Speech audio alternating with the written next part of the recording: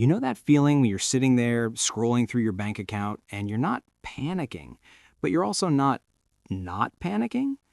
Like you're fine, bills are paid, fridge has food, life is technically working, but somewhere in the back of your mind is this quiet, persistent little voice that goes, "Is this it? Is this just how it goes?" And it's a headline, maybe it's a friend casually mentioning they bought Bitcoin back when it was trading for a few $100s, or someone talking about how they loaded up on a single stock right before it exploded, and suddenly that quiet voice gets a lot louder. Because you realize that at some point, somewhere in the recent past, there was a window, a real window, and people walked through it, and you didn't.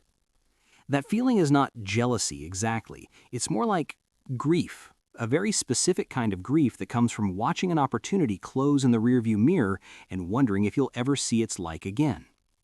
My name is Ryan, and honestly, I spend probably too much time thinking about money. Not just how to make it, but the patterns behind it, the weird recurring tides of financial history that most people never get taught in school. I've spent years digging into economic cycles, the psychology of wealth creation, and the mechanics behind those moments when ordinary people, people with regular jobs and regular bank accounts, suddenly found themselves sitting on life-changing sums of money. And here's the thing. Here's the thing that I think most financial content completely misses. Those moments, they weren't accidents. They weren't random. They had signatures, recognizable patterns. And the most remarkable part? We're watching several of those exact same patterns play out again right now. So today I want to take you on a bit of a journey back through some of the most dramatic wealth creation events in modern history and show you what they all had in common, what made ordinary people rich while others watched from the sidelines, and what you should actually be thinking about right now if you don't want to find yourself staring at a future rearview mirror with that same quiet grief. This isn't about hype, I promise you that. This is about patterns, and patterns, unlike luck, you can actually learn. The anatomy of a generational wealth moment. So let's start at the beginning, not with a specific asset or market, but with a concept. What actually is a generational wealth moment? Because I think the phrase gets thrown around so casually that it's lost almost all of its meaning. People use it to describe any time an investment goes up. That's not what I mean. What I mean is a period, usually lasting somewhere between 2 and 7 years, during which the fundamental structure of an economy or an industry shifts so dramatically that the rules of wealth creation essentially reset. Think of it like plate tectonics. Most of the time, the ground under your feet is stable. Wealth moves slowly, predictably along well-worn paths. Then something shifts deep beneath the surface, and suddenly the landscape reorganizes. Mountains appear where there used to be flat land, valleys where there used to be mountains. The people who get rich during these moments aren't always the smartest people in the room. They're not always the most hardworking. What they tend to have in common is this. They recognize that the ground was shifting before most people did and repositioned themselves accordingly. The 2008 financial crisis is a perfect example of this actually, but probably not in the way you're thinking. Yes, the famous Big Short investors made billions betting against mortgage bonds, but the less told story is what happened after. Between 2009 and 2012, home prices in major American cities were at multi-decade lows. Average people, not hedge fund managers, not Wall Street insiders, who scraped together enough to buy a property during those years, quietly watched their net worth multiply 2, 3, sometimes 4 times over the next decade. The window was open. Most people, still shell-shocked from watching the financial system nearly collapse, didn't walk through it. This is pattern number 1, and I want you to hold on to it. Generational wealth moments almost always emerge from the wreckage of a major disruption. Fear closes the window for most people. For some, it's the exact moment they step through. The internet gold rush and what people actually got right. Okay, let's talk about the 1990s, because I think the way most people remember the dot-com era is actually deeply misleading, and it's costing them clarity about what's happening today. The popular narrative goes like this. People got irrationally exuberant about the internet, threw money at ridiculous companies, and then everything crashed in 2000, and the whole thing was basically a delusion. But that's only half the story, and honestly, it's the less interesting half. Because here's what actually happened. The underlying technology, the internet itself, wasn't a delusion. It was transformative beyond anything most people could comprehend at the time. The delusion wasn't about the internet. The delusion was about which specific companies would capture the value that the internet created. Pets.com failed. That part of the story is true. But Amazon didn't, Google didn't, eBay didn't, and the people who invested in those companies, even if they held through the dot-com crash, even if they watched their portfolios get cut in half between 2000 and 2002, ended up with returns that are almost incomprehensible today. Here's a number that I find genuinely mind-bending. If you had invested $10,000 in Amazon at its IPO in 1997 and just held it, didn't panic in 2000 when it dropped 90%, didn't sell in 2008 when the whole market cratered, just held, that $10,000 would be worth something in the neighborhood of $15 to $20 million today. Now, I'm not saying you should have known to pick Amazon. Nobody had perfect foresight. What I'm saying is that the underlying pattern was readable even then. A genuinely transformative technology was emerging. It was going to reshape how humans communicate, shop, work, learn, and basically do everything. The investors who got rich weren't necessarily the ones who picked every winner. They were the ones who recognized the technological transformation was real, got early exposure to the category, and stayed patient enough to let it play out. Pattern number 2. When a genuinely foundational technology emerges, the people who achieve transformative wealth aren't necessarily the ones who predict every twist and turn. They're the ones who recognize the transformation is real and stay in the game long enough to capture it. Sound familiar? It should. We'll come back to that. The real estate window and the people who quietly became millionaires. I want to pause here and talk about real estate because I think it's one of the most fascinating case studies in how generational wealth actually works in practice. We already touched on the post-2008 window, but let me add some texture to that because the story is more nuanced and more instructive than the summary version. Between roughly 2010 and 2014, something extraordinary was happening in housing markets across the United States and to a lesser degree across many other developed economies. Prices had fallen so dramatically that in some markets, single-family homes were trading at prices that, when you ran the rental income numbers, made almost no sense on the downside. You could buy a house, rent it out, and have the rental income cover your mortgage with money left over. The house was essentially paying for itself. Now, large institutional investors noticed this. Blackstone, for instance, spent billions buying up single-family rental homes during this period, effectively becoming one of the largest landlords in American history. That part tends to generate a lot of frustration, and I get it. We can have a whole separate conversation about the policy implications of that. But here's the easy-to-miss part. Individual investors, people who weren't hedge funds or private equity firms, also had access to this same window. They just mostly didn't walk through it. Why? Because the memory of 2008 was still raw. The emotional context was all wrong. When you've just watched homeowners lose everything, when you've seen for sale signs proliferate across your neighborhood like some kind of slow-motion disaster, buying real estate feels insane. It feels reckless. It feels like exactly what you shouldn't do. But financially, it was one of the most rational things you could have done. The investors who got rich, and I mean genuinely, quietly, permanently rich during this period, were people who didn't have special information. They were people who understood one thing. When fundamentals are sound and prices are low because everyone is afraid, that is not a signal to run. That is a signal to look very, very carefully. And this connects to something I think about a lot. The relationship between emotional context and financial opportunity tends to be deeply inverse. When everything feels great, when the economy is humming and confidence is high, asset prices tend to be expensive. When everything feels terrible, when fear dominates the cultural conversation, assets tend to be cheap. This is obvious when you say it out loud, and yet almost nobody acts on it, because acting on it requires going against the emotional current of your moment, and that is genuinely hard. It's not a knowledge problem, it's a psychological one. Crypto. Stripping away the noise to find the signal. Okay, we have to talk about crypto. I know. This is where half of you are either rolling your eyes or leaning forward, and probably some of you are doing both simultaneously. Let me be clear about something right up front. I'm not here to shill any specific coin. I'm not going to tell you to go put your life savings into anything. What I want to do is use the crypto phenomenon as a case study in recognizing pattern, because it is, I think, one of the most instructive events of a generational wealth moment in recent memory. Between roughly 2017 and 2021, depending on how you mark the dates, Bitcoin went from under $1,000 to nearly $70,000 at its peak. Ethereum went from a few dollars to nearly $5,000. Those are not normal investment returns. Those are civilizational event-level returns for people who got positioned early. Now, and this is the part that usually gets lost in the noise, not everyone who made money in crypto was a speculator. Some of the people who accumulated real, lasting wealth during this period were people who genuinely understood what blockchain technology represented as an infrastructure innovation. They weren't gambling. They were making a considered bet on the early stages of a technological transformation, similar, in some ways, to early internet investors.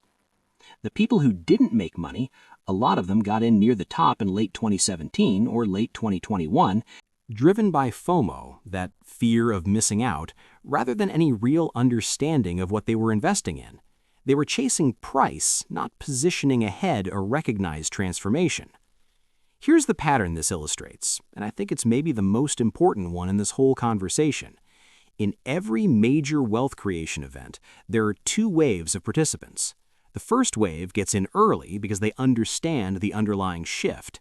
The second wave gets in late because they see the first wave getting rich and they want in on it. The first wave tends to create wealth. The second wave tends to lose it. The question that actually matters, the one I want you to carry with you, is not, is this opportunity real? It's, am I still in the first wave or am I the second wave?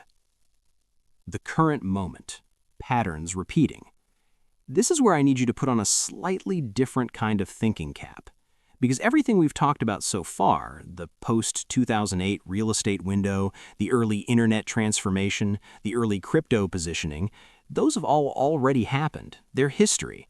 And I know what you might be thinking. You're thinking, great, very interesting, but what good does that do me now? Here's what I want to say to that. The reason I spent all this time on historical patterns isn't to make you feel bad for missing them. It's to give you the pattern recognition to identify what's happening right now. And right now, and I want to be careful here because I'm not in the business of making you confident predictions, I'm in the business of helping you think more clearly. There are at least 2 or 3 foundational technological and economic shifts underway that, to my eye, carry a lot of the same signatures as the early stages of the wealth creation windows we just talked about. The most obvious one is artificial intelligence. I know that sounds like the most hyped, most overused phrase in the current cultural conversation, but I want to actually try to think clearly about it for a second, because I think the hype obscures something real. We are watching the early deployment of a genuinely general-purpose technology, not a specialized tool, not an incremental improvement, something that has the potential to reshape productivity, labor, creativity, and economic value across almost every sector of the economy. The parallels to the early internet are significant enough that a lot of serious economists and technology historians are drawing them explicitly. Now, and this is crucial, that doesn't mean every AI company is the next Amazon. Most won't be. The first wave of internet companies mostly failed too.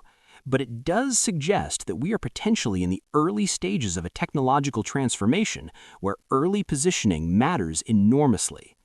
There's also something happening in global energy infrastructure, the transition away from fossil fuels, that has similar characteristics.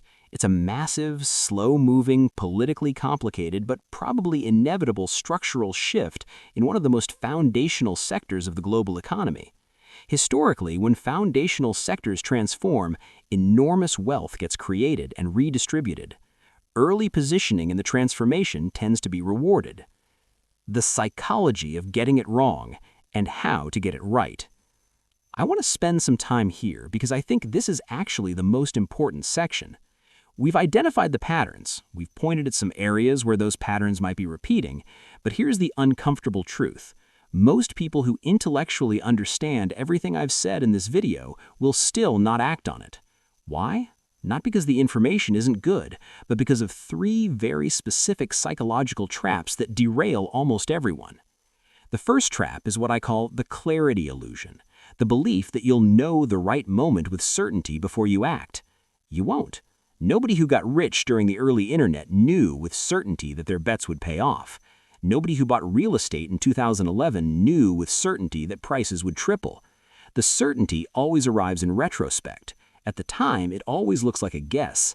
The question is whether it's an educated guess based on a recognized pattern or a blind one. The second trap is waiting for social permission. This one is insidious because it masquerades as prudence. It sounds like, I'll wait until the evidence is clearer. What it really means is, I'll wait until everyone around me agrees that this is safe. But by the time everyone agrees it's safe, you're in the second wave. You're not positioning ahead of a recognized transformation, you're chasing price. This is how people end up buying the top of every market and wondering what went wrong. The third trap is proportionality anxiety, the fear of getting the size of a bet wrong.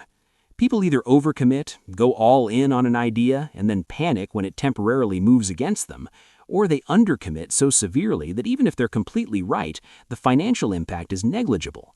The discipline of sizing positions thoughtfully, putting enough in to matter if you're right, but not so much that you can't stay calm when things are volatile, is genuinely one of the most valuable financial skills you can develop. And this is actually something I think most financial content skips past entirely. It's not just about finding the right opportunities, it's about building the psychological and financial capacity to stay in the game when those opportunities get uncomfortable, because they always will. What the people who got rich actually did differently. I want to bring this to a very practical place, because I think the abstract version of this conversation is interesting, but ultimately not that useful. So let me tell you what I've observed, and what the historical record consistently shows about the behaviors of people who successfully navigated these transformational windows. First, they did the work. I know that sounds almost insultingly obvious, but I mean something specific by it. They didn't just read headlines, they tried to understand the actual mechanics of what they were investing in. What was the business model? What would the world have to look like for this to pay off? What could go wrong? People who got rich in early tech weren't just pattern matching on tech is good. They were reading actual companies, actual products, actual balance sheets. Second, they had a long time horizon. The most common story among people who created lasting wealth through these transformational windows is that they held positions through gut-wrenching volatility. Amazon dropped 90% during the dot-com crash. Bitcoin dropped 80% or more multiple times.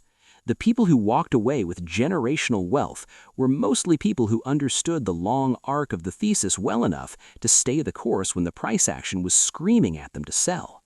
And the third one, and this one surprises people, they were not primarily motivated by the money in the immediate sense. The people who got their richest in most of these windows started with a genuine fascination for the thing itself. The early crypto millionaires, by and large, were people who genuinely found decentralized finance philosophically interesting before it was worth anything. The early tech millionaires were genuinely excited about what the internet could do. The genuine interest created the depth of knowledge that created the edge. If you're running around trying to find the next thing that will make me rich, you're probably going to be late, because the scent of money is always delayed. The people who got there first were following curiosity, not financial headlines. Positioning yourself for the next window. So what does this all mean practically? How do you actually apply this?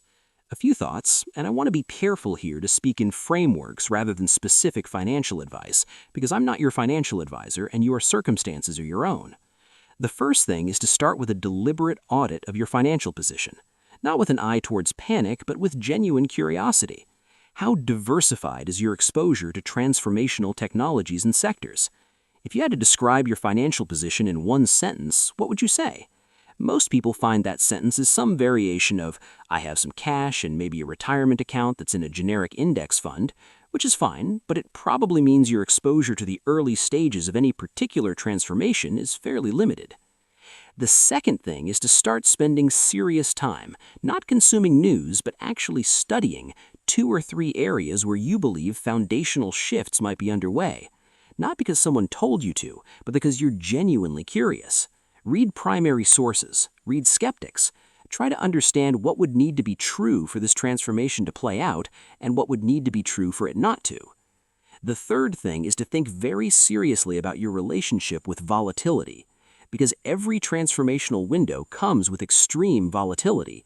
That's not a bug, it's almost a feature in the sense that it's exactly what keeps most people from staying in long enough to realize the returns.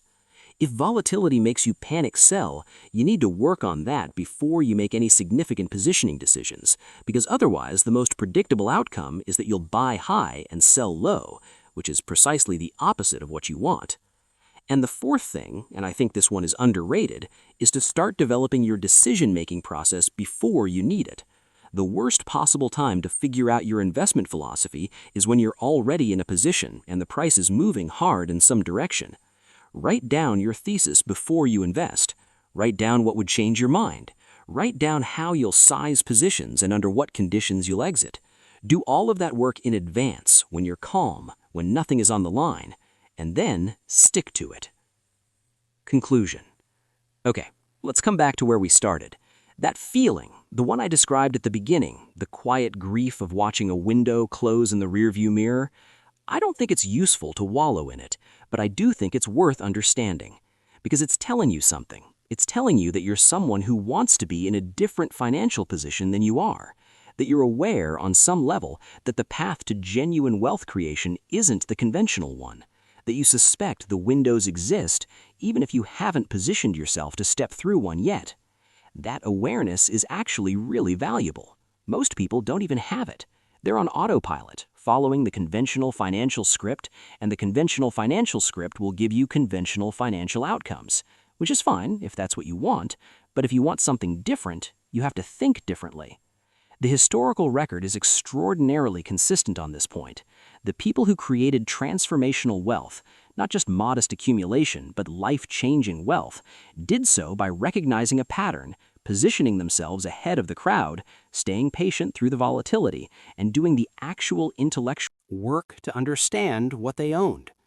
None of those things require genius. None of them require inside information.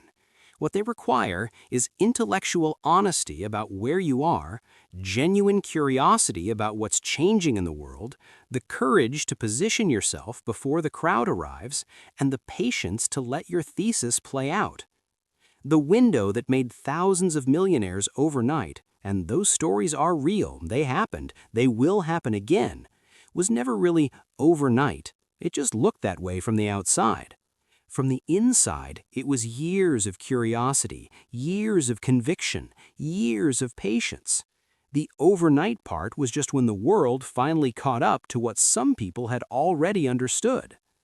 And if you're watching this and you're thinking carefully about all of this, you're already doing something different. You're already operating in a different mode than most people. That's not nothing. That's actually the beginning of everything. Keep going.